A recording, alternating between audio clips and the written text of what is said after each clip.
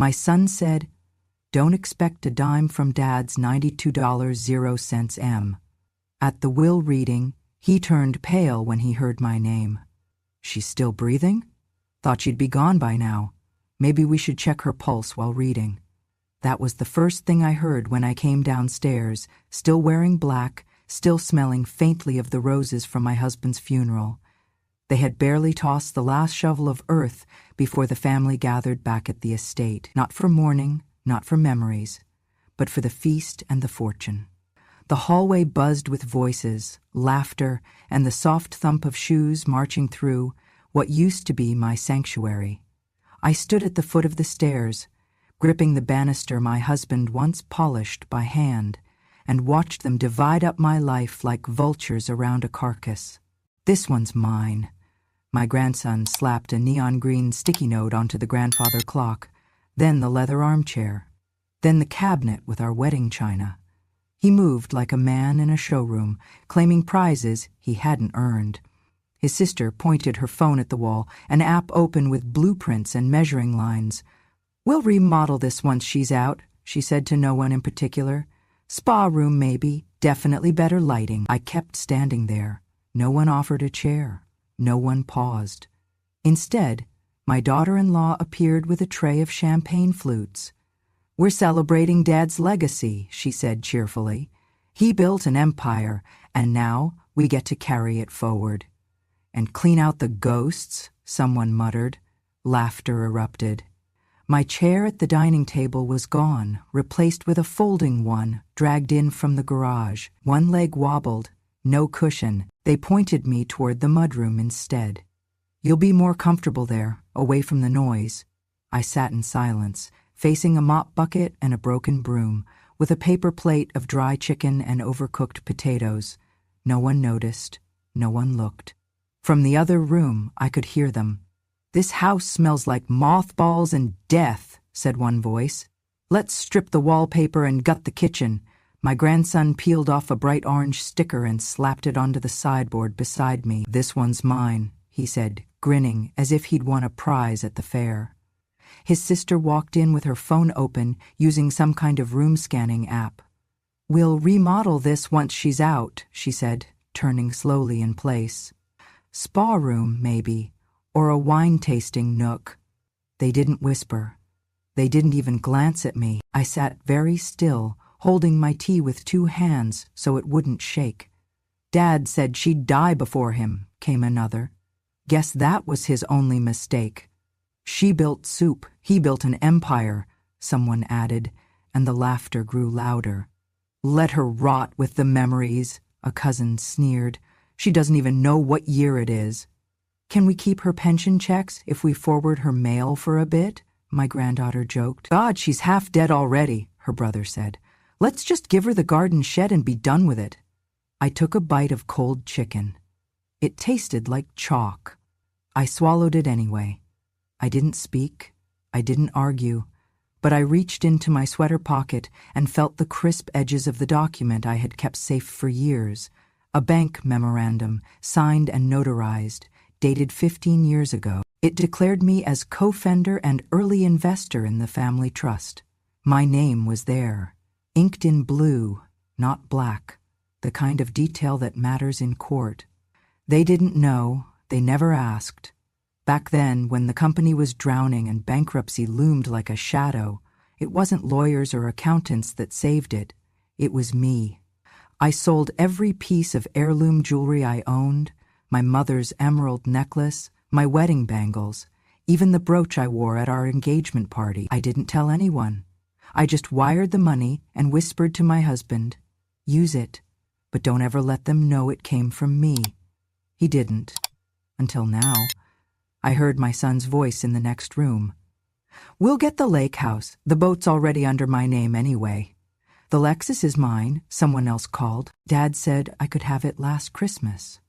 "I want the Hermes scarves," the youngest said. "Even if they're hers, she's not using them." More laughter. They were dividing up my skin while I was still breathing inside it.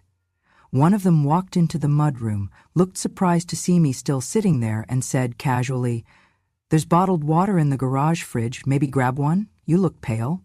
Then he left, not waiting for an answer. I stayed seated for another hour while they picked apart the art, the land, the memories. Someone even started dragging suitcases upstairs, claiming the master bedroom for the weekend. One of the girls asked if they could paint it pink. At some point, the champagne ran out and the music turned off. But the smell of greed still lingered, thicker than the dust on the drapes. I rose slowly, my knees ached. I steadied myself on the edge of the sink and looked out the small window above it. The roses my husband planted along the driveway were starting to wilt. No one had watered them in days. I wondered if anyone even noticed.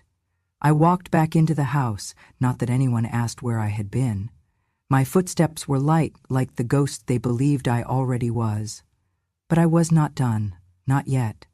I clutched the paper in my pocket, warm now from the heat of my palm. Let them drink, let them decorate, let them joke.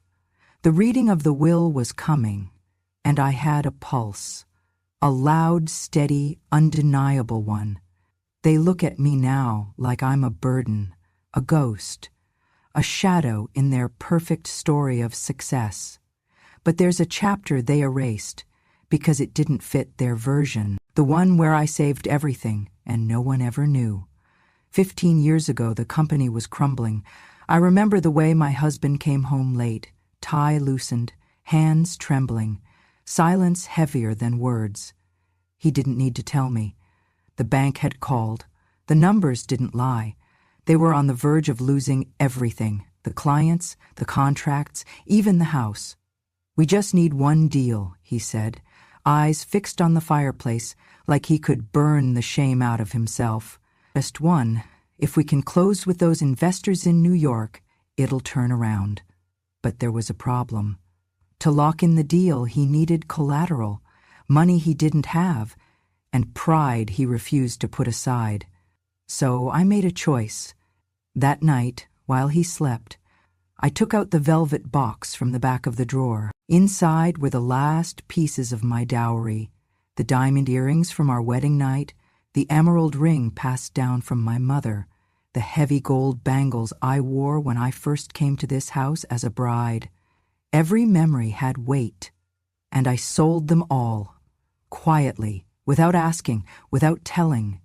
I wired the funds directly to the company's escrow account the next morning and told him only one thing: use it. Don't let them see you fall. He didn't ask where the money came from. He didn't want to know. That was his way, strong on the outside, silent on the inside. And I stayed behind the curtain. The deal closed 2 days later. The investors signed. The company lived. They called him visionary. They called him a self-made miracle. They never called me. But that wasn't the part that hurt the most. A month later, I saw the new branding materials. His face, bold on the front page, a slogan underneath, legacy built alone. I smiled when I saw it, bit my lip, said nothing. But I remember everything. Even the night I wrote the IPO pitch by hand. He was preparing for another investor meeting and didn't know where to begin. The market was shifting. The industry was changing, and he was still pitching like it was 1995. So after everyone went to bed, I sat at the kitchen table with a cup of chamomile and started to write. I outlined a multi-phase expansion strategy based on emerging trends, projected shareholder value, and a scalable growth model tied to supply chain reform. I had done it before, in another life, before marriage, before babies, before the business card that said, homemaker. That night, I signed the document with a name no one would recognize, a pen name, something harmless, something clean. And the next morning, I sealed it in an envelope, stamped it, and mailed it to the office. No return address, just his name and the company's. He received it 2 days later. At dinner that night, he mentioned a strange proposal someone had sent anonymously. It's brilliant, he said, laughing. Even the handwriting looks familiar, like yours. I shrugged and kept stirring the soup. That proposal became the foundation of their IPO launch 6 months later. It brought in over $40 million, 0 cents in new investments. They hung a plaque in the lobby. inspired by ingenuity. His ingenuity. But I didn't mind, not then. I told myself the family needed one hero, and it was better to let him be it. It's funny, the way women are taught to disappear gracefully, to take pride in being the spine while someone else gets the face. We're told that quiet loyalty is noble, that sacrifice is strength. But silence, too long, becomes erasure, and now they walk through my house, taping their names onto furniture, speaking of legacy like I was never part of it. Now they laugh at my memory, question my mind, mock my usefulness. They don't know what I gave, what I built, what I hid. There's a folder upstairs in my closet, beneath the linens no one ever touches. Inside is the original draft of that proposal, ink slightly smudged from a night of restless hands. My pen name in the corner, folded next to it is a letter from the patent office, one that ties the pitch strategy to a registered idea, registered not under the company, but under me. I never cash the royalty checks. They come quarterly, have for years. I never needed the money. I needed the quiet. I needed the dignity of knowing what I had done, even if no one else did. But now? Now, they've drawn a line in the sand. They fed me shame. They stripped me of memory. They called me dead while I still breathed. So I've opened the folder again. I've spoken to the lawyer. I've hired the handwriting analyst. I've documented everything, not for revenge, not even for justice, but for truth. Because when they sit in that room and the will is read, and they hear my name tied not just to the trust, but to the legacy they thought was theirs alone, there will be silence. For once, I will be loud, and not one of them will be able to erase me again. They didn't even look me in the eyes when they did it. It was a Tuesday, 5 days after the funeral. The house still smelled faintly of lilies and pine from the casket spray. Someone had left the condolence cards on the piano, unopened, as if even grief was too inconvenient to process. But their energy had shifted. The mourning was over. Now came the sorting, the claiming, the clearing. And the clearing began with me. "We've decided it's best," Clarissa said, not bothering to lower her voice. "She can move to the small room downstairs." I blinked. "The laundry room?" "Technically, it's a utility space," she corrected, with a tight smile. "But there's room for a cot." My bedroom, our bedroom, was already gone. I could hear the laughter upstairs, drawers pulled open, closet doors creaking. Someone was rolling a suitcase down the hallway. My perfume bottles, my silk scarves, my books, they were being packed into cardboard boxes. Not carefully, not lovingly, just removed. I shuffled slowly toward the stairs, only to see a label stuck to one of the boxes. Donation. Another. Outdated. A third. Old lady junk. They didn't even have the decency to hide the labels. Clarissa's husband, my son's son, was holding a clipboard and gesturing toward furniture like a man directing a moving company. "That end table's perfect for the cabin," he said to his wife. "Put a sticker on it." A neon pink post-it note appeared like a bruise on the oak surface. "This one's mine." I watched as my memory was claimed, piece by piece. The wedding china, the rocking chair where I nursed my son through croup. Even the old record player, the one we'd danced to during blackouts, was now marked with the same cheerful tag. Clarissa turned to me with that sharp, polished smile she wore like armor. "She doesn't need a room," she said to the group, "just a bed, until she's gone." A few awkward chuckles followed. No one said anything. One of the younger boys, Ethan, I think, though I can't keep track anymore, whispered something as he passed by the kitchen door. "If we keep her address, we can still cash her pension checks." They laughed at that one. I didn't. I simply walked, slowly, knees stiff, to what used to be the laundry room. It smelled like bleach and mildew. A single bare bulb flickered overhead.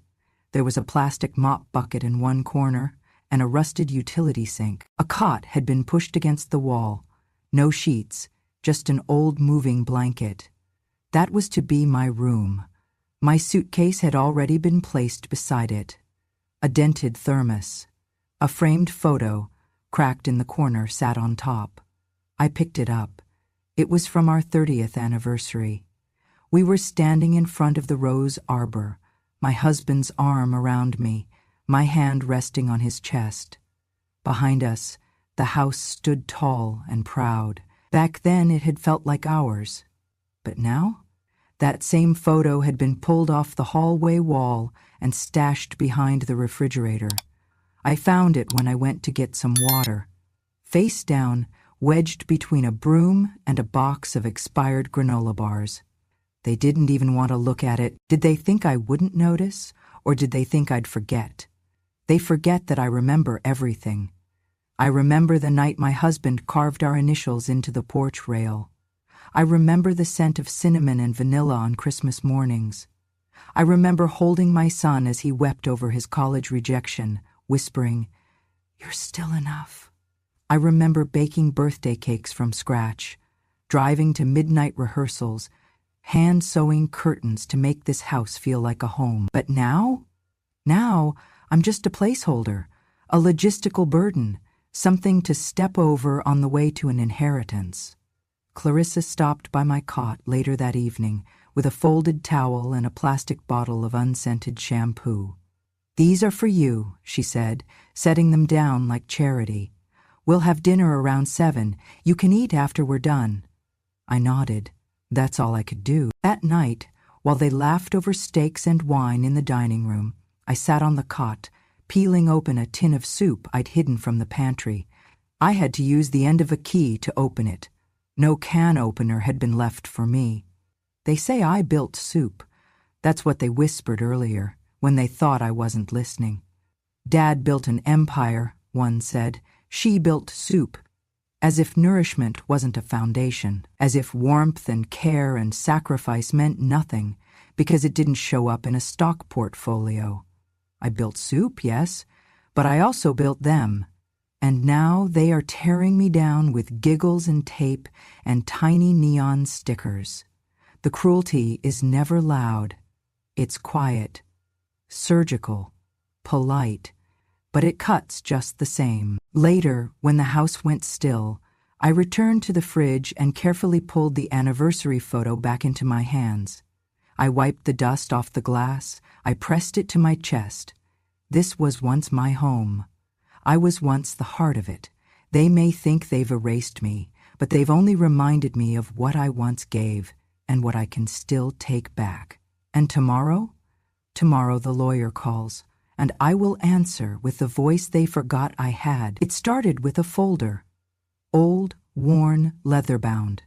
I kept it beneath the loose floorboard in the laundry room, now my bedroom, behind a crate of mop heads no one ever touched.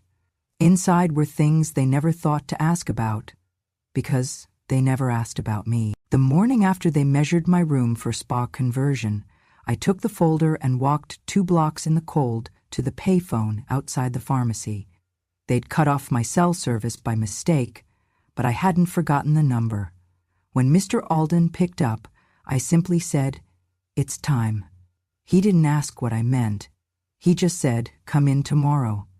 Mr. Alden had been my husband's lawyer for decades, but what they didn't know is he had also been mine, long before the marriage became a performance, long before I faded into wallpaper and casseroles. The next day, in his office, I laid out the documents one by one. First, the joint trust certificate. My name was right there beside my husband's, not as a witness, not as a dependent, as co-founder, co-executor. Then, the investment agreement from the First Savings Bank of California, dated 15 years ago. It clearly showed the deposit, my dowry, my mother's heirloom necklace, and the gold bangles from my wedding chest. I sold them all quietly when my husband's company faced collapse. The money bought him the merger that saved his firm. I never asked for credit. I only asked for him to survive it. Last, I slid forward a bundle of handwritten pages, yellowed with time, corners curled. Each one bore a familiar slant of cursive. "It's the original proposal," I said softly. "The model for the IPO." Mr. Alden's eyes narrowed. "You wrote this?" I shook my head. "I sent it. I sent it with a pseudonym. He submitted it under his name." I remembered that night clearly. My husband had been pacing the den, a glass of scotch untouched on the mantel. His board had rejected every draft he'd shown them. I sat up in bed after he'd gone to sleep, pulled out a pad of paper, and wrote until dawn. By morning, my fingers were stained with ink. I never told him it was mine. I mailed it to our P.O. box with no return address. He presented it at the next board meeting as his own. They approved it unanimously. It made him $38 million, and I never said a word. Mr. Alden leaned closer. "May I?" He pulled out a file from his cabinet and removed a small envelope.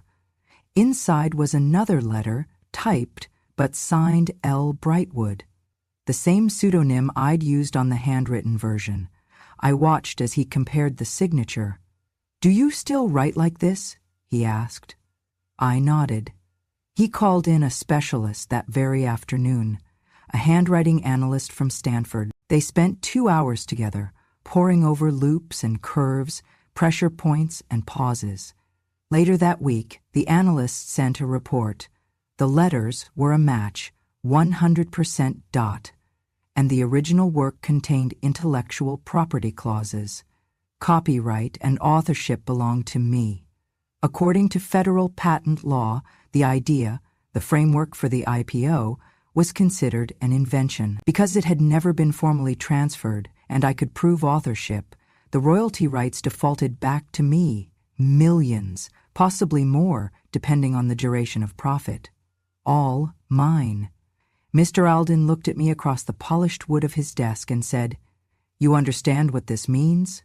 I nodded. "I don't want the money," I said. "Not all of it. What do you want?" I folded the letter back into the folder and stood. "I want my voice back." And for the first time in months, I allowed myself to smile. A small, knowing smile that began in my chest and curled its way to my lips. They buried me while I was still thinking. They assumed quiet meant useless, that love meant absence, that motherhood meant surrender. They thought I'd faded like the wallpaper, but I was simply watching and remembering. I had not forgotten who I was. I was the girl who read contracts by candlelight while her husband slept, the woman who taught herself investment law with a borrowed library card, the mother who made soup, yes, but also decisions, smart ones. Now, as they tripped over each other to carve up a house I helped build, they had no idea the land beneath their feet bore my name, and the paper trail was already with the court. By the time they sat down at the will reading, it would all be ready. But first I would let them have their party, their games, their jokes, let them dance around the ashes, thinking I had already blown away with the wind, because they had forgotten me, and that was their last mistake. They made me sit at the end of the table, a folding chair, of course, because God forbid I ruin the aesthetic of their tailored wool suits and designer handbags with my old lady aura. The law office was modern, full of glass walls and leather trim. Cold in every way. Outside, it was raining. Inside, it might as well have been snowing. My son Joseph sat nearest to the front, legs crossed confidently, wedding ring polished. His wife whispered something in his ear. He chuckled, just loud enough for the room. "She'll be dead by next Christmas," he muttered, sipping from a complimentary espresso cup. "Don't expect a dime for her." My granddaughter was texting under the table. My grandson was practicing his signature on a legal pad. None of them looked at me. Mr. Alden walked in, briefcase in hand, and everyone straightened. He always carried the air of finality with him, a man whose voice usually meant the end of a question. "Thank you all for being here," he began. "Today we are here to execute the final wishes of Mr. Harold Brightwood, as stated in his legally binding revised will." No one noticed the slight emphasis on the word revised. A few folders were passed out, some pages were turned, And then Mr. Alden reached into his case and removed a small silver voice recorder. He clicked it on. My husband's voice filled the room, slower than I remembered, more tired, but clear, calm, measured. "If my son ever speaks ill of his mother," he said, "deduce $1 million per word." Silence. The breath left the room like a vacuum had been turned on. The voice continued, "You know how many he owes." There was a moment of stunned stillness, followed by the clack of a pen falling from Joseph's hand. "What the hell does that mean?" he asked, sitting forward. "That's not real. That's not in the—" Mr. Alden held up one hand and slid forward a printed transcript. The heading read, Exhibit A, Verified Potiyu Transcript, Home Security System, Kitchen 3 days after funeral. He turned the page. 1. She's still breathing? 2. Thought she'd be gone by now. 3. Check her pulse at the will reading. 4. She built soup. He built an empire. He kept going. 58, 71, 84, total recorded statements deemed ill of his mother. 88, Mr. Alden concluded. That totals $88 million, 0 cents in deductions. However, some were rather colorful. The remaining $3,996,200, 0 cents, were subtracted as discretionary penalty, as per Clause 14C in Mr. Brightwood's addendum. He turned the final page.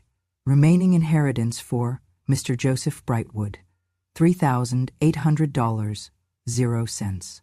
Joseph leapt from his seat. "This is insane! You can't do this! That woman, she's been a drain for years. Dad wouldn't—" "He would," I said quietly. It was the first time I'd spoken all morning. Everyone turned. My voice wasn't loud, but it didn't need to be. Mr. Alden continued, calm as ever. "Now, as for the primary beneficiary of the trust, the copyrights and remaining estate assets, Harold Brightwood has left them to his wife, Eleanor Brightwood." He handed me the folder.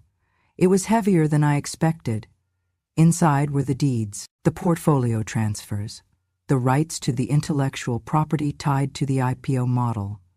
A second folder, smaller, held a deed to an apartment in Paris, and a letter, handwritten, my husband's.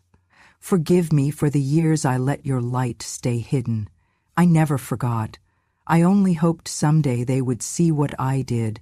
If they couldn't, then let this speak louder than I ever could. You built this with me. Now let the world know your name." Joseph stood frozen, face white. His wife began dialing someone, probably a lawyer, a therapist, a priest. I looked around at the room full of people who had practiced their victory speeches on the drive over, and I said nothing. Because justice doesn't require noise. It just needs truth. I gathered my coat. It was the same old beige one they'd called depressing last Christmas. I walked slowly past Joseph, whose hand was clenched into a fist on the polished table. As I passed the coat rack, I turned to Mr. Alden. "Will that be all?" He nodded. "Enjoy Paris."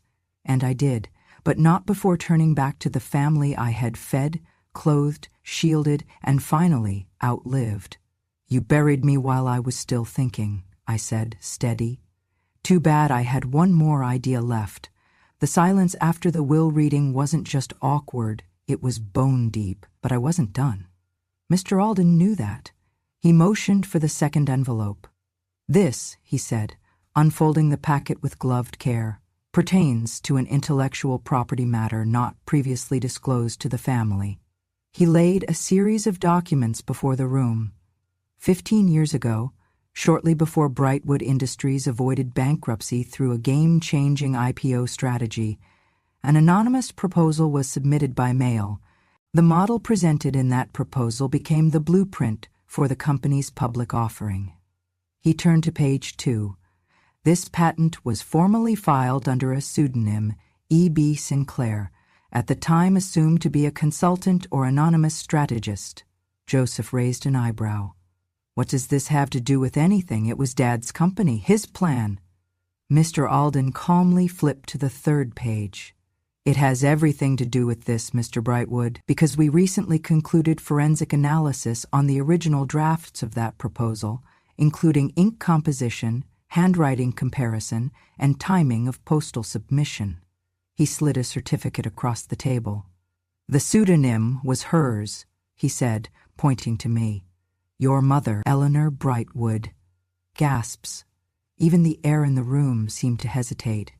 This, he continued, holding up a framed certificate, is the formal recognition of Eleanor Brightwood as sole intellectual contributor to Patent 1, 2,294,157B, also known as the Brightwood Stabilization Model. The patent now yields residuals through multiple licensing streams, amounting to $9,400,000 annually. Joseph's wife clutched her scarf. Catherine, my granddaughter, dropped her phone, but, Joseph stammered, she made soup, she mended socks, and Mr. Alden allowed himself the faintest of smiles. Yes, and she saved your father's legacy. He pulled a folded letter from a separate envelope, slightly aged but still crisp. Before his passing, Mr. Brightwood left this personal note, sealed and notarized. He cleared his throat and read aloud. She found the cure before the world knew it was broken. She kept quiet because she loved me. I asked her to let me take the credit because the board wouldn't follow a woman. But I knew. I always knew.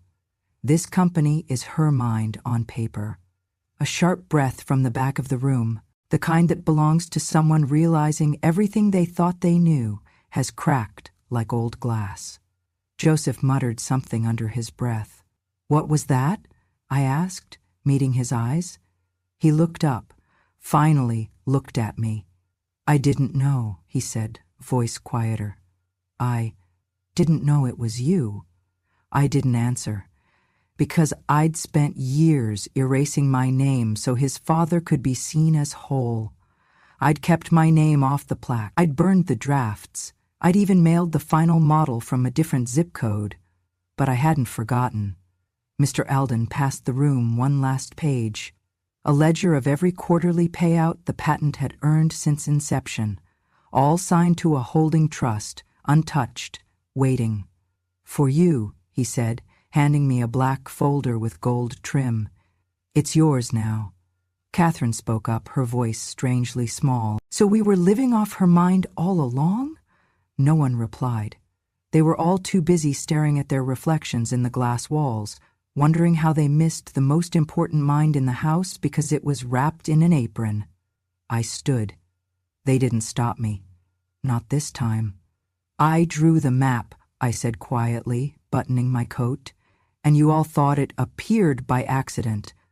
No one moved as I left. The same woman who'd once been dismissed as furniture, as fading wallpaper, had just reminded them that empires rise on the backs of women too smart to be seen and too strong to be erased. They were given 48 hours. That's what the letter said, signed by the executor, stamped by the court. A legal deadline for the ungrateful to vanish from the house they once trampled. By morning, the packing began. Boxes thudded down the hallway. Laughter, for once, was gone. Catherine didn't say a word. Her eyes were red, but her hands moved fast, sweeping jewelry into velvet cases that didn't belong to her anymore. Joseph tried. Please, Mom. That's all he could manage before his voice broke. I looked at him, this man who once sat on my lap to read the cereal box, who used to hold my hand during storms, now reduced to a trembling shadow asking for a second chance. I didn't cry. I'd done enough of that. I simply said, "You spoke first." The will simply listened. He slumped back, as if the truth had struck him harder than any slap. Outside the kitchen, I heard his wife shrieking, "You're heartless! She's heartless!" I stepped into the doorway. "No," I said, "I gave you a house. You gave me hell." She opened her mouth again, but I was done giving her my ears. I walked through the home slowly, gently, as if reintroducing myself to something sacred. The hallway still smelled faintly of old lemons and sunlight, but it was no longer cluttered with arrogance.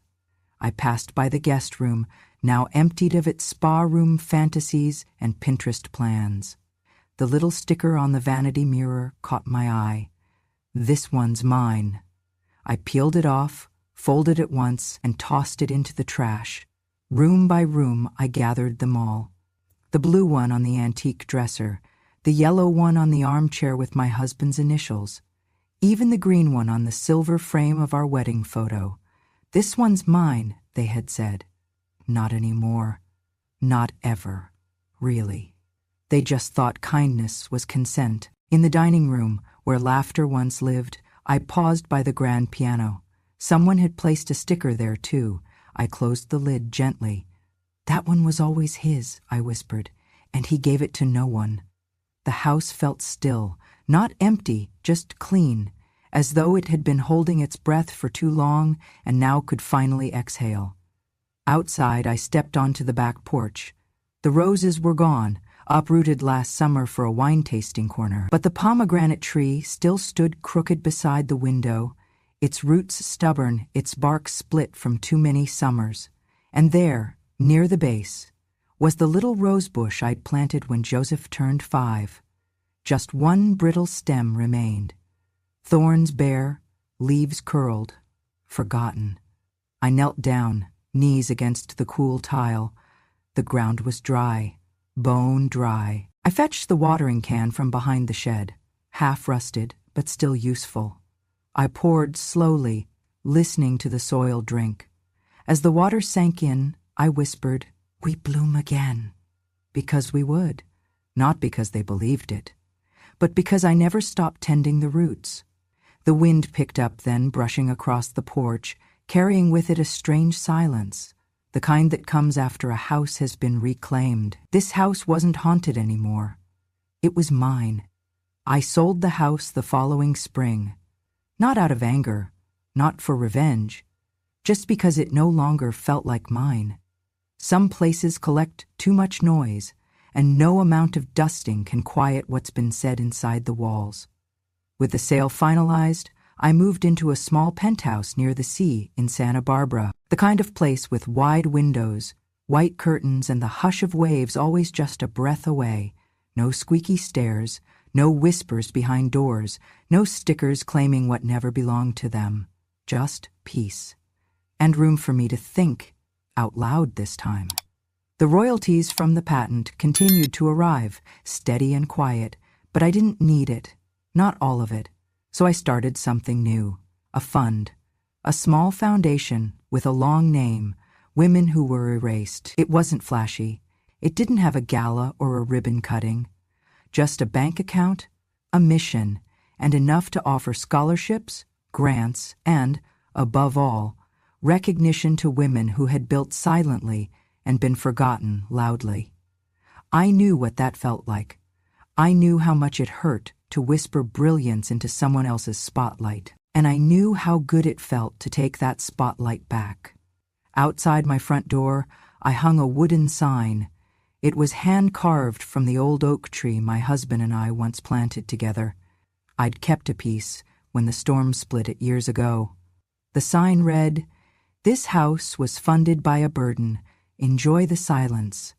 It made the mailman chuckle every time. Inside, I didn't keep much. Just essentials, and a few memories. One of them, a faded drawing taped to the fridge, crayon on construction paper, drawn by my youngest grandson years before they taught him to roll his eyes at me. A stick figure of me in big glasses, standing next to a giant light bulb. In bright purple scribble it said, "To Grandma, you think better than Google." I'd nearly thrown it away once, back when they told me I was losing my mind, that my memory was slipping, that I should just sit, smile, and stay silent. But I didn't forget this drawing, and I never forgot how to think. They had buried me in assumptions, old, tired, fading, irrelevant. But I wasn't any of those things. I was patient. I was watching. I was remembering what they wanted erased, and most importantly, I was still thinking because I never stopped. They thought I was fading, but I was just waiting for the right moment to think out loud. If you've ever felt overlooked, underestimated, or pushed aside, just remember, your story isn't over until you decide it is. She was more than a mother, more than a wife, more than a woman in the background. She was the mind that built the map, and when they erased her, she rewrote the ending. If this story moved you, imagine how many others are still waiting to be heard. Subscribe to Grandma True Stories for more real tales of strength, justice, and the women who refuse to disappear quietly. Because silence may be golden, but truth, that's priceless.